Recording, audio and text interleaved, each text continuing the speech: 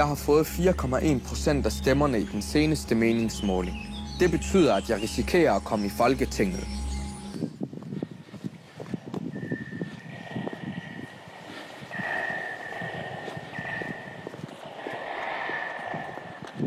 Så flyttede vi ind i den lejlighed, som er lige over totallet.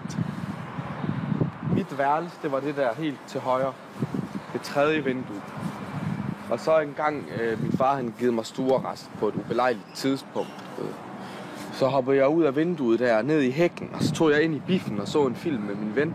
Og alle mine fjender, de bor sådan rundt omkring mig her i området og uden for området.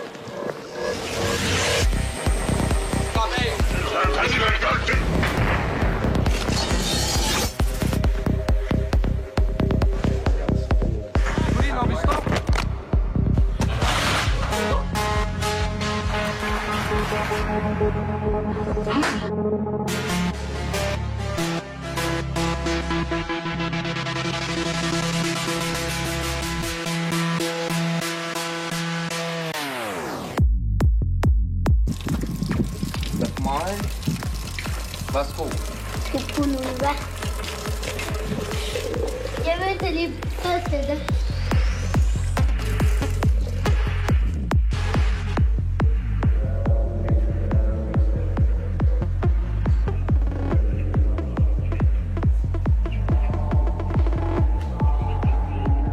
Alle har ret til et tørklæde. Ifølge grundloven i hvert fald. Men det kræver jo selvfølgelig, at man respekterer den, ikke? Det er jo ikke alle, der gør i vores samfund.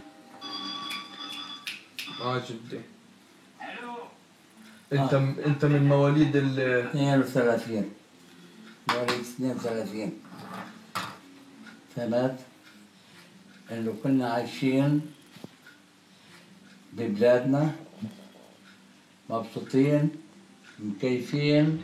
Ja, fordi du har faktisk besøgt Palæstina for lidt over en måned siden. Hvad var det for en tur, du var på? Det var mit første møde med det Palæstina, som min familie stammer fra. I midlertid har de blevet deporteret til flygtningelejre lang tid før. لما اجوا اليهود اللي اجت من برا على فلسطين استحلت فلسطين وقامت ثورة وعاشت ايام احنا وياهم وبعدين هجينا وطلعنا على لبنان. De her bosættelser, jeg ved ikke, det virker som om nogle gange, at man har en fornemmelse af, at det er sådan nogle hyggelige kolonihavehus, hvor der bor søde jøder, der bærer jødekager til deres palæstinensiske naboer. Men sandheden er jo, at de her bosættelser bliver ved med at blive udvidet, og man inviterer de mest rabiate og ekstreme zionister ind i de her bosættelser. Og de udbreder jo ligesom den her tankegang, man har bevidst skabt nogle uforsonlige og ekstreme elementer i samfundet. Det er regelmæssig undertrykkelse og udryddelse og fordrivelse af den palæstinensiske civilbefolkning. Vi har at gøre med en modbydelig og småfascistisk højrefløj, som sidder på militæret. Palæstinenserne er jo trængt op i en krog for tusinde gang. Hovedansvaret ligger hos israelerne, fordi israelerne er overlegne, og det kan vi ikke komme udenom. Den stærkeste har det største ansvar. Gensyn med statsamtet. Det skriver du. Jeg anmelder mig herved som kandidat til folketingsvalget den 18. Ja, juni. Og 2015. Skriv navnet eller nummer på den opstillingskreds, der drejer sig om. Her har jeg da ikke været, siden jeg blev tvangsfjernet.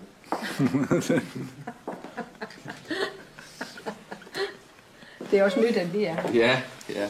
I er måske også blevet tvangsfjernet. Ja, det kan du godt kalde det. Ja.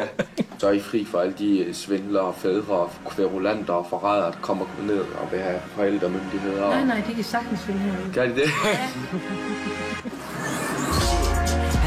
Velkommen til Yahias. Blowing kisses at each other like these bitches ain't watching. Don't see their eyes glowing in the night. It's like we trying to get caught. Alle har ret til at tage tørklædet af.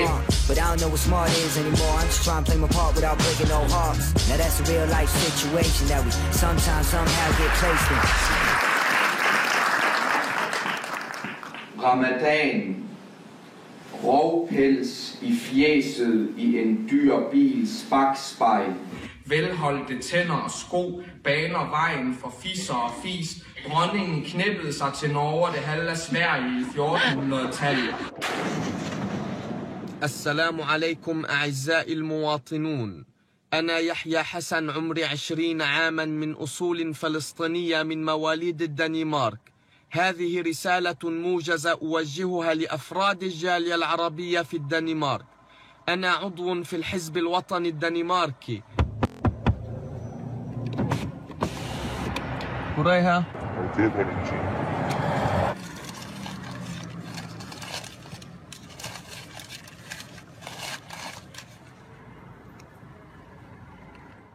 نريد كحزب أن نؤسس لمجتمع يحتضن كل الثقافات. إن التاريخ يبرهن على حقيقة واحدة وهي إن التمييز العرقي والطائفي يدمر المجتمعات، لكن التعايش السلمي والتعددية والتفاهم والتسامح ينهض بالمجتمعات الإنسانية.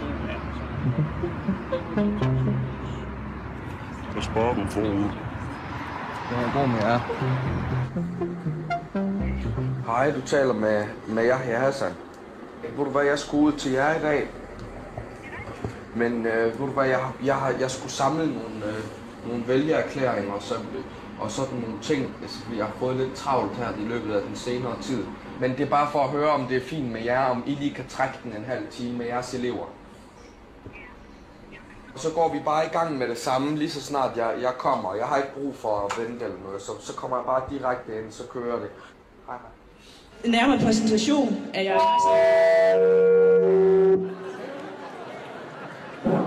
Ja, så kører vi. Det er jo nok ikke verdens nemmeste opgave, men vi glæder os rigtig meget til at få en dialog i gang mellem jer. Rigtig god fornøjelse både til jer og til jer Hassan og kigget. Hvornår opstår drømmen om at blive forfatter? Det er omkring 16, tror jeg, ja. Så det er faktisk relativt kort tid før digtsamlingen udkommer? Ja. Men nu hvor drømmene så er indfriet, er du glad? Ja. Det er igen den der, har du nu mistet dit smil? Er du nu blevet en vred ung mand? Og ja, lad os komme videre. I din digtsamling, som udkom i et oplag på 1600 midt i oktober 2013, og 14 dage senere 25.000 mere, og så midt i december var den efter 2 måneder allerede op på de der 100.000 eksemplarer og slog alle rekorder. Var du selv forberedt på den kæmpe interesse? Ja, i særdeleshed. Altså, jeg vidste godt, jeg ville få problemer, men jeg vidste ikke, jeg ville få politibeskyttelse. Du begyndte på forfatterskolen i 2013? Jeg er i hvert fald indskrevet. Okay. Du har rejst i andre lande med dine digte. Hvor mange lande er de egentlig udkommet i? Norge og i Sverige og i Island og Finland og Tyskland og Holland og Spanien og Italien og Brasilien.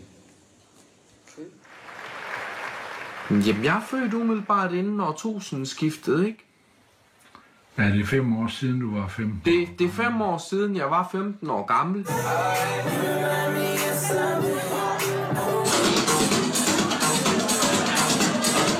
Til en fest i lørdags, der talte jeg med en præst om indholdet i nogle af dine digte, og digtene, er det ikke det, du har oplevet, eller er det en digterisk frihed? Jeg siger jo, det er jo en biografisk digtsamling. I må drage jeres egne konklusioner. I må have jeres egen mening, jeg skulle ikke ansat til at fortælle jer, hvad I skal mene. That's what you want. Kinda bad, kinda good.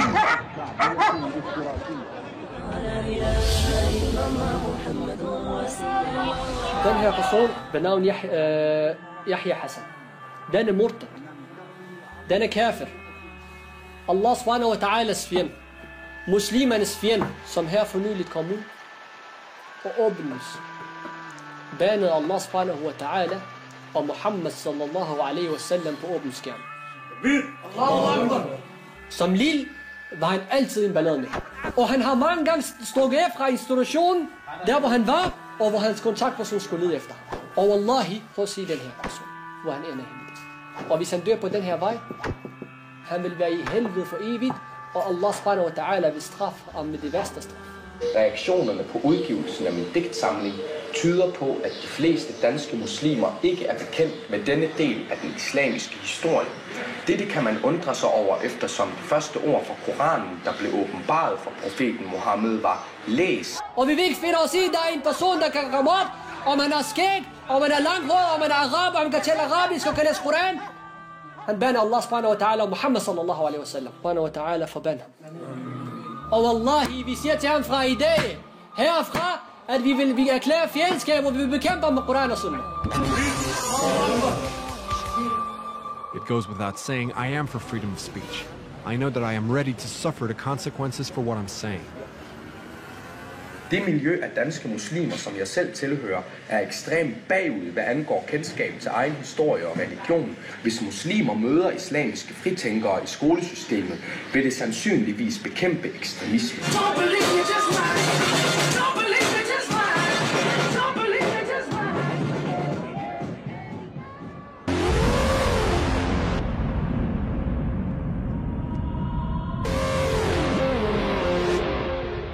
Min julehilsen til Dansk Folkeparti. Yahya Hassan her. Jeg står i Rotfellow-palæet som hemmelig gæst på vej ind til Dansk Folkepartis julefrokost med en julehilsen. Jeg er lige kommet ud fra Dansk Folkepartis julefrokost, og jeg synes ikke, at I skal snydes for den julehilsen, jeg havde til dem. I har glædet jer til denne julefrokost. Det har jeg så sandelig også. Men jeg må tilstå, at jeg er ret så forundret over måden, hvorpå jeg er blevet inviteret. For et år siden udgav jeg en digtsamling. Der havde I under 20% af stemmerne. Et år efter er jeg blevet Danmarks største digter, og I er blevet Danmarks største parti. Ingen af os ønsker magten, og om guderne vil, får vi heller ingen reel indflydelse. Dengang Pia Kjærsgaard tilbød mig et blowjob. Jeg tog imod tilbuddet, men jeg offentliggjorde aldrig dette billede i frygt for, at folk skulle tro, der var mere end sex imellem os. Og på trods af, at afgørende uenigheder har vist sig, så har vi jo så meget andet til fælles. Jeg mener, I er lagt for had, og jeg er lagt for had. Hej Yahya Hassan. Har du det godt? Altså, jeg har gået og undret mig lidt i sidste stykke tid, fordi terrorsympati og Henrik Dahl i nazi-uniform og blowjob. Hvad sker der lige for dig? Kan jeg hjælpe dig med noget, så skal du bare sige til. Altså ikke et blowjob, det har jeg ikke rigtig lyst til. Men måske en kold afvaskning. Jamen, kære fru folketingsformand, så ender det jo alligevel med et handjob. Eller en kop kaffe. I snakker om ghettoer. Jeg er vokset op i en. I snakker om burkaer. Jeg blev født ud af en. Jeg tror, du er lidt stresset, måske lige i øjeblikket. Og jeg vil da gerne sige til dig, at det skal man ikke være, fordi så kan man godt komme ud med nogle mærkelige ting. Jeg troede, at disse fællestræk sammen ville danne grundlag for en formel invitation til dette palæ og denne festivitas. Men nej, jeg skal smugles ind ad bagdøren i julemandskostyme fra Fætter BR, som jeg selvfølgelig har lavet bilag på, men ikke desto mindre er jeg her som et underholdende indslag for at kunne deltage i Dansk Folkepartis julefrokost med en risiko for, at I slet ikke synes, det er morsomt. Hvilken ydmygelse. Måske trænger du til en time-out. Det kunne være i forhold til al den medieopmærksomhed, som du godt kan lide, men det kan også godt blive for meget, det kender jeg jo lidt fra mig selv. Men hvad gør man ikke for et stykke flæskesvær i en flæskesfære? Som enhver anden julemand har jeg selvfølgelig taget en julegave med. Men man skal bare ikke gå over stregen, og det synes jeg måske lidt, du har gjort. Gaven er Gyldendals julebog fra sidste år, som er et meget smalt udvalg af mine digte. Jeg har dog bukket æselører på de sider i bogen, som I højst sandsynligt ikke vil kunne opfatte som værende islamkritiske. Således undgår I helt og aldeles at skulle læse mellem linjerne. Kom lidt ned på jorden igen og have det godt. Glædelig jul. Han er jo fuldstændig ustyrlig. Jeg synes kraftigt med det er god humor. Du er sgu tilgivet. Hej hej.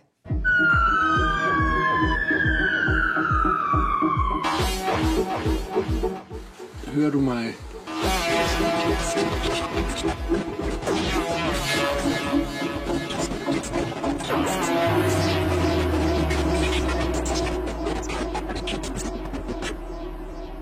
kunne bare se her med krudttønden, hvor meget vi snakkede om det, og selvfølgelig er det da bedrøveligt, når sådan noget sker. Men det er jo en konsekvens, hvad vi foretager os udenrigspolitisk.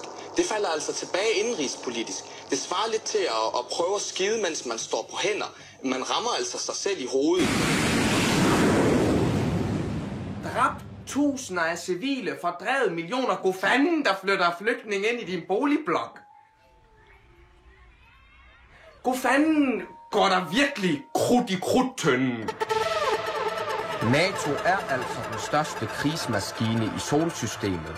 At USA skulle have været truet af en kamelstat i Mellemøsten grænser sig simpelthen til det humoristiske. Det er USA, der ejer internettet og skibsruterne og havbunden og himmelfarten og satellitterne og grøfterne og ulvegravene og militærbaserne og dybhavnene og jordstationerne og fiberkablerne. Det er dem, der ejer våbenarsenalerne og jetjagerne og dronerne og havbitserne og ubådene og jammerne og elitetropperne og hangarskibene og sørøverkikkerterne og korvetkaptajnerne og vetoretten og rumfærgerne. Det er dem, der ejer månen.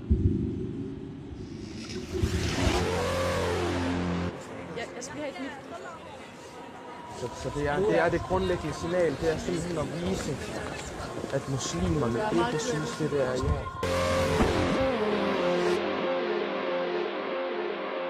I dag var jeg med til at slå fred om synagogen i Krystalgade. Politiet, inklusiv mine livvagter, kunne lige så godt være blevet hjemme. Og har det samme følelse, som jeg har. Eller ja.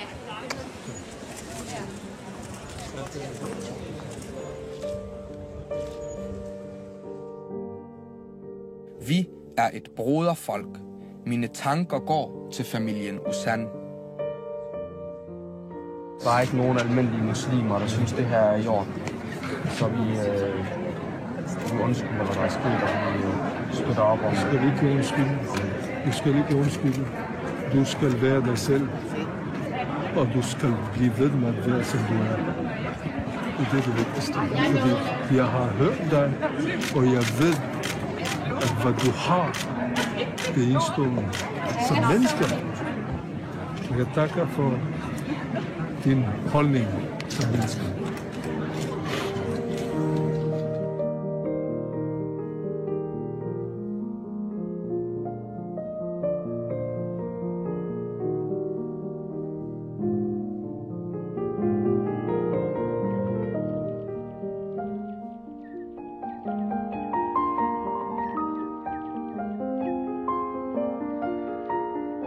Og når Helle Thorning skal i vand, så har man 2 uger op til valgdatoen, der skal man have alle underskud. Og så er vi også desperate. Og så er du et etableret parti, så er du inde til alle partilederne, du er inde, og så er du klar til.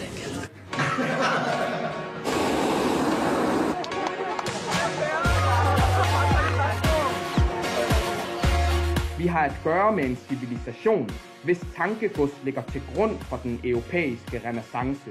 Datidens Mellemøsten og Vesten har begge taget afrikanere til fanger, fragtet dem i sejlskib og kølehalet dem og trukket dem i jernkæder efter kameler tværs over den store ærk og aktiveret dem med piskeslag ved soklen til pyramider og katedraler og voldtaget de smukkeste kvinder og børn og drænet dem for modermælk og tårer. De tog guldet af afgrøderne, og de døde af de samme kønssygdomme. De lærte hinanden smuglerruterne og de sorte huller i havet. Det var vel sådan, de fandt ud af, at jorden ikke var flad. Ja, der går tit nogle stykker. Jeg synes, det er vigtigt at vise, at man kan arbejde sammen. Det er bare det. Det er helt banalt.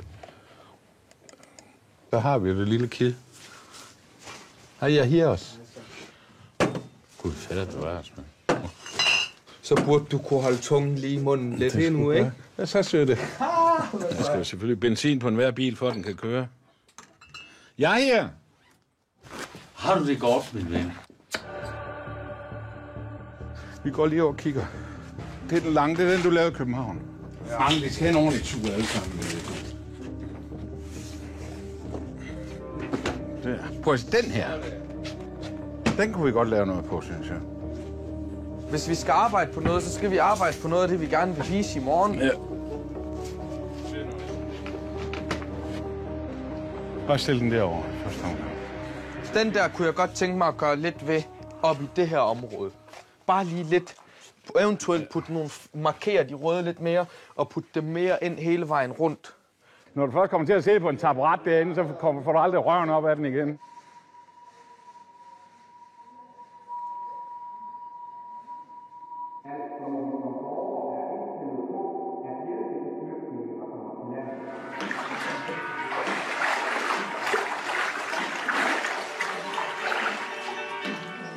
Vi har jo brændt deres matrikelkort og deres kirkebøger.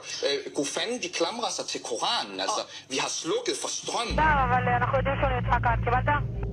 Vi har slukket for varmen, vi har stjålet olie, vi har stjålet vand. Prøv at se på palæstinensernes situation. De sidder i Gaza, og de kan ikke gøre noget som helst. De er blevet massakreret, de er blevet bombet fra luften, de er blevet bombet fra havet.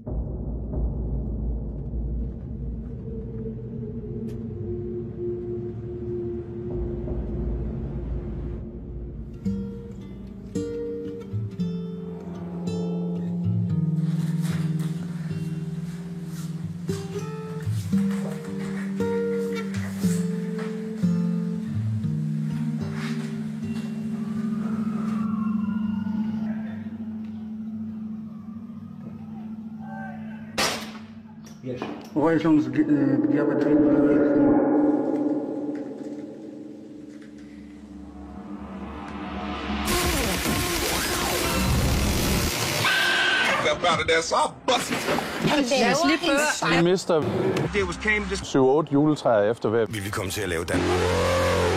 And a new era of American space. Til sammenligning optræder landets statsminister i knap 2.000 artikler. Lidt forbudt på en eller anden måde, og det synes jeg er rigtig, rigtig fedt, at han tager. Copenhagen Central Station, Yahya Hassan was attacked by a Muslim radical with a conviction for terrorism, who shouted, "You are an infidel, you deserve to die." Men sidste gang Yahya Hassan blev omtalt i avisernes spalter, der handlede det ikke om litteratur eller samfundskritik. Det handlede i stedet om en voldsdom, hvor den unge digter blev idømt 4 måneders betinget fængsel.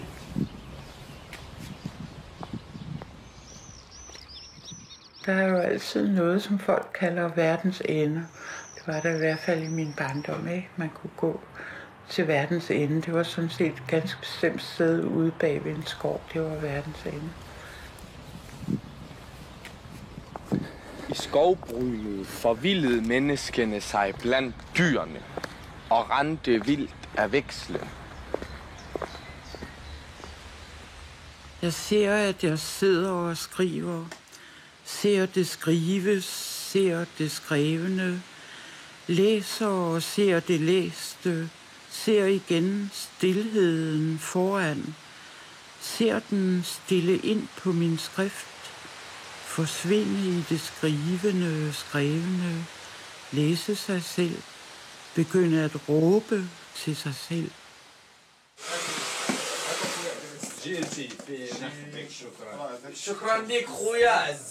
Så er der satan ned med fisk for alle pengene, købt af naboens kvinde, altså. ضيع على اللغة العربية. لغة طبطاب. لغة الغاز.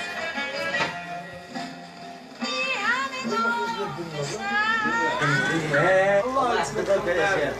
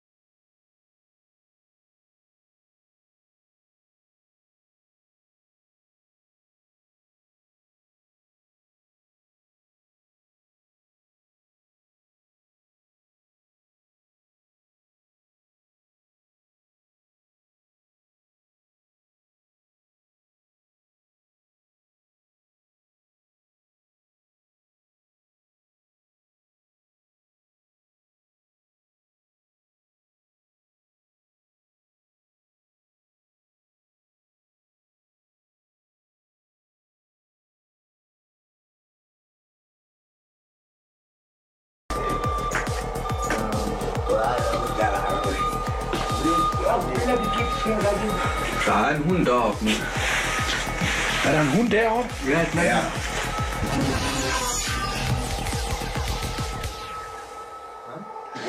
No, that's okay. You get enough money. Yeah. No. Bye-bye. Bye-bye.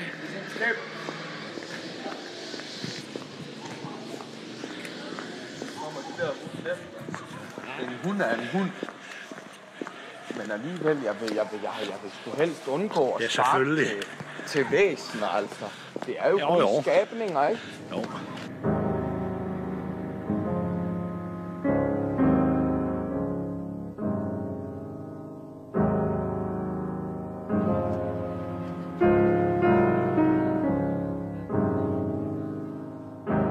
Og vi kommer et helt spørgsmål omkring gratis psykologhjælp til alle unge. Tak for interessen, og fortsat god aften.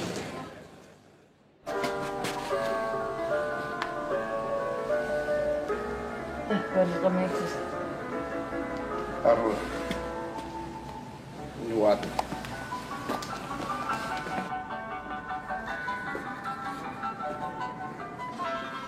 Hvad er det, du spiller? Hvad spiller du?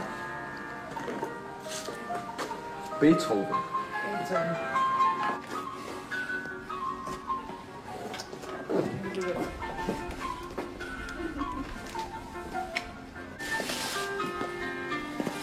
er styr på den her også. Nej, det ser ganske godt ud. Det ser faktisk rimelig sat op. Så. Ja, det er den så træ også vildt. Stille og roligt på påtaget. Det er dejligt. Det er godt. Tænk på, at der er blevet skrevet vand i morgen. Nej.